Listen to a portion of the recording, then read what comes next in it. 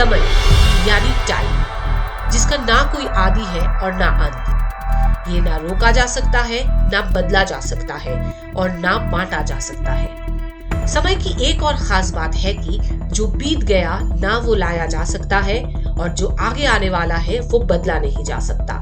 लेकिन दुनिया में ऐसी कई घटनाएं हैं जो समय की इस परिभाषा को चैलेंज करते हैं।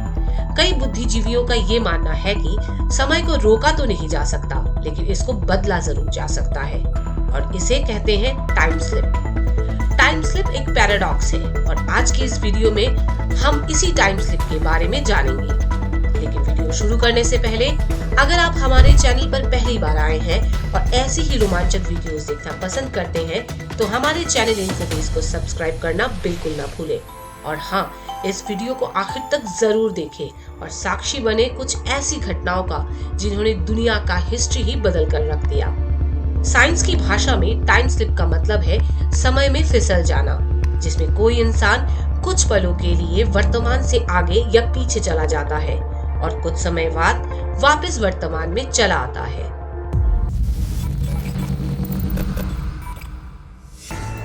साल था 1996 जब फ्रैंक लिवरपूल और उनकी पत्नी यूके की बोल्ड स्ट्रीट पर पहुंचे कुछ शॉपिंग करने।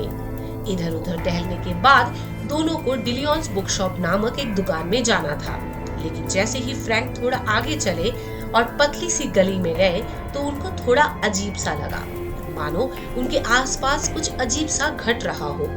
वो थोड़ा दूर और चले और जैसे ही रोड क्रॉस करने लगे तो उनके सामने अचानक ही एक गाड़ी आ गई, जो 1996 के जमाने की नहीं बल्कि 50 साल पहले की कोई मॉडल थी।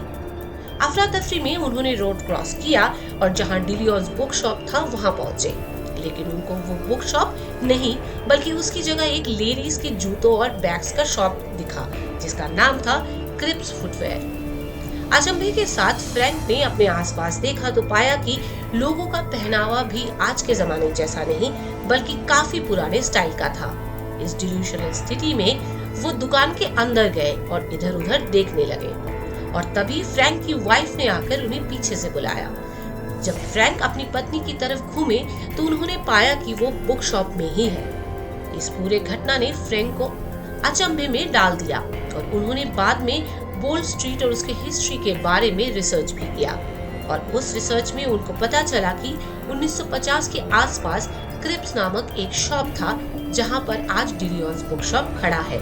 तो आखिर फ्रैंक के साथ हुआ क्या था? आपका क्या मानना है इस बारे में? कमेंट में हमें जरूर बताएं।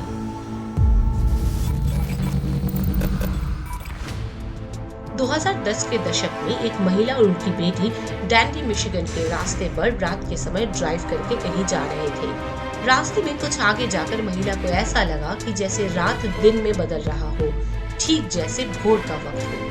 और तभी महिला को दिखा कि उनकी गाड़ी एक मार्केट के बीच में चल रही है जहां बहुत सारे लोग हैं। महिला ये देखकर कुछ अचंभित हुई। उनको लोगों का वेशभूषा देखकर ऐसा लगा जैसे वो 17वीं सदी में पहुंच गई हो। और तभी अचानक एक औरत इस महिला की गाड़ी के सामने आ गई, जो अपने बेबी कैरेज लिए कुछ सड़क क्रॉस कर रही थी।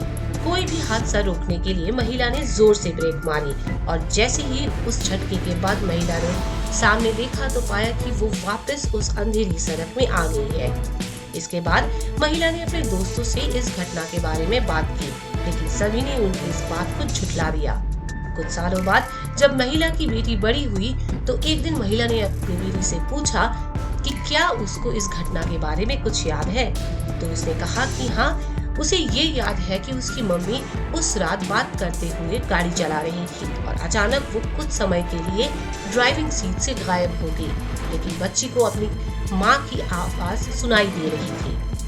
ये सच में एक अविश्वसनीय घटना है, मानो जैसे कोई इंसान बस कुछ पलों के लिए दूसरे एक टाइम में चला गया हो। अब की जो कहानी है वो एक अतीत से वर्तमान में आए इंसान की है। समय था अप्रैल 2006 जब यूक्रेन की राजधानी कीव की सड़कों पर एक आदमी दिखा जो अचंभे के साथ चारों ओर देख रहा था। उस आदमी ने पुराने स्टाइल के कपड़े पहन रखे थे और उसके गले में एक बहुत पुराना कैमरा भी लटक रहा था। ये सब देख पुलिस ने उस आदमी को पकड़ लिया और पूछताछ करने के लिए पुलिस स्टेशन ले गए। पूछताछ के दौरान उस आदमी ने अपना नाम सरगी बताया। जब पुलिस ने पुष्टि के लिए सरगी की आईडी मांगी तो वो देख सारा फोर्स हैरान हो गया। दरअसल वो आईडी सोवियत यूनियन का था जो 1991 में ही टूट चुका था और उससे कई अलग अलग देश बन चुके थे, जिनमें यूक्रेन भी एक है।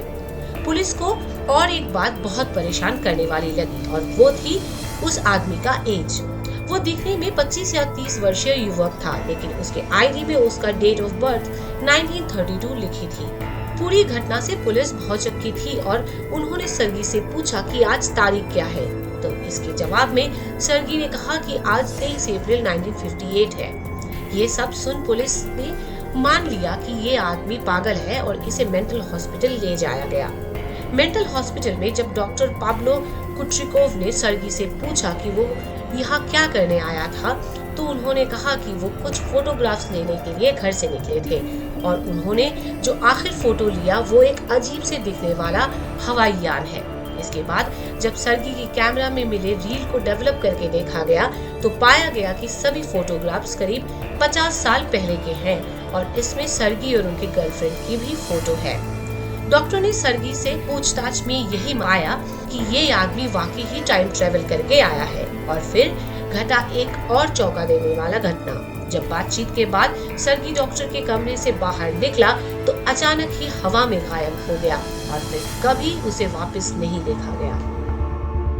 इस घटना की छानबीन करते हुए पुलिस ने फोटो में दिखी सरगी की गर्लफ्रेंड को ढूंढ कर निकाला, जिसने पुष्टि की कि सरगी 1958 में कुछ समय के लिए गायब हो गया था। साथ ही उन्होंने ये भी बताया कि 1960 में सरगी एक बार फिर से गायब हो गया और फिर कभी वापस नहीं आया। बस वापस आया तो सरगी की एक तस्वीर जिसमें लिखा था ये फोटो 1950 में खींचा गया है। सरगी की ये कहानी सामने आने के बाद हाल फिलहाल में इंटरनेट में काफी वायरल हुई है। तो ये थी दोस्तों कुछ अचंभित कर देने वाली टाइम ट्रेवल की कहानियाँ। आज भी साइंस इस मुकाम पर नहीं पहुंचा जहां ये पता चल सके कि वाकई ही टाइम ट्रेवल पॉसिबल है या फिर ये सब सिर्फ एक कहानी है। लेकिन जो भी हो, ये दुनिया अचंभों से भरा हुआ है और इन्फोबेस चैनल में हम आगे भी ऐसी ही अचंभित कर देने वाली कहानियां आपके सामने लाते रहेंगे। So stay tuned and subscribe to Infobase. मिलते हैं जल्दी एक और नए वीडियो के साथ। तब तक के लिए क्यूरियस रहो।